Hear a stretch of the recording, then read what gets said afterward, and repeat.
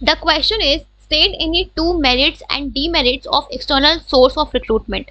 तो अगर हम बात करें एक्सटर्नल सोर्स की, तो यहाँ पे क्या होता है, in case of external source हम अपने प्रोस्पेक्टिव एम्प्लॉयज को ऑर्गेनाइजेशन के बाहर के सोर्सेज से रिक्रूट करते हैं, राइट। तो क्या मेरिट्स है और क्या डीमेरिट्स है? तो अगर हम बात करें मेरिट्स की, तो सबसे पहला मेरिट क्या है आपका एक्सटर्नल सोर्स का, कि हमें चॉइस ज़्यादा मिलती है, that is your wider choice. अगर हम कंपेयर करें इसको इंटरनल सोर्स से, तो इंटरनल सोर्स में क्या होता है कि आपके पास चॉइस जो होती है वो लिमिटेड होती है, बिकॉज हम वहाँ पे हमारे पास जो एग्जिस्टिंग एम्प्लॉयज हैं हम उनको ही यूज़ करते हैं अपने वेकेंट जॉब्स को फिल करने के लिए। तो हमारे पास जितने लोग काम कर रहे हैं हमारे पास वही ऑप्शन है, right. But in case of external source हमारे पास चॉइस ज़्यादा होती है, बिकॉज हम बाहर के सोर्सेज से रिक्रूटमेंट कर रहे हैं, राइट। तो as compare to internal source choice is more, ठीक है। दूसरा क्या होता है आपका? दूसरा होता है आपका फ्रेश टैलेंट।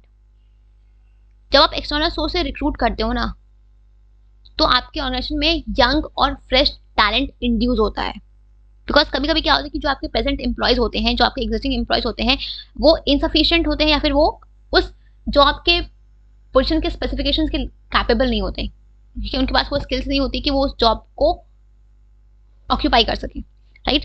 तो उस केस में जब आप एक्सटर्नल सोर्स से रिक्रूटमेंट करते हो, तो आपके ऑर्गेनाइजेशन में फ्रेश और टैलेंटेड कैंडिडेट्स आते हैं, राइट। आपके ऑर्गेनाइजेशन में नया न्यू ब्लड या फिर यंग ब्लड कह लो या फिर फ्रेश टैलेंट कह लो, वो इंड्यूस होता है, राइट। तो ये आपका एक मेरिट है एक्सटर्नल सोर्स का, ठीक है। अगर हम बात करें डीमेरिट्स की, तो सबसे पहला डीमेरिट क्या है कि ये एक आपका कॉस्टली प्रोसेस है। कॉस्टली प्रोसेस बिकॉज जब आप एक्सटर्नल सोर्स से रिक्रूटमेंट करते हो तो आपको बहुत सारा कॉस्ट इनकर करना होता है। आप एडवर्टीजमेंट करोगे, फिर एम्प्लॉयज को चूज करोगे, फिर उनको ट्रेनिंग दोगे, फिर उनका आप उनको फिर क्या बोलते हैं, उनको उनका परफॉर्मेंस अप्रेजल करोगे, फिर बहुत सारे स्टेप्स आपको परफॉर्म करने होते हैं, राइट। तो यहाँ पे ये आपका, इसमें आपको बहुत सारा पैसा जाता है when you recruit from external source of recruitment, ठीक है। तो ये एक कॉस्टली प्रोसेस है। दूसरा क्या है आपका? दूसरा है आपका डिससैटिस्फैक्शन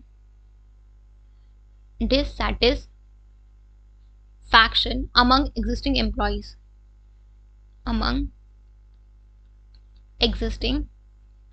एम्प्लॉयज, जब आप बाहर के सोर्स से रिक्रूटमेंट करते हो ना, तो जो आपके एग्जिस्टिंग एम्प्लॉयज होते हैं ना, उनके अंदर एक डिससैटिस्फैक्शन आता है कि इस जॉब के लिए हमें नहीं चूज किया गया, बाहर से लोगों को लाया गया, राइट। तो उनके अंदर एक डिससैटिस्फैक्शन, एक फ्रस्ट्रेशन आ जाता है कि हमें नहीं देके किसी और को लाया गया इस जॉब को फिल करने के लिए, राइट।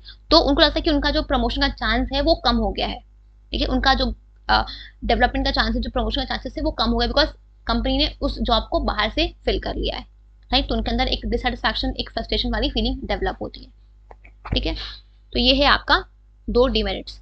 तो आप अपने अकॉर्डिंग कोई भी 2 मेरिट और कोई भी 2 डीमेरिट लिख सकते हो, चलेगा, ठीक है।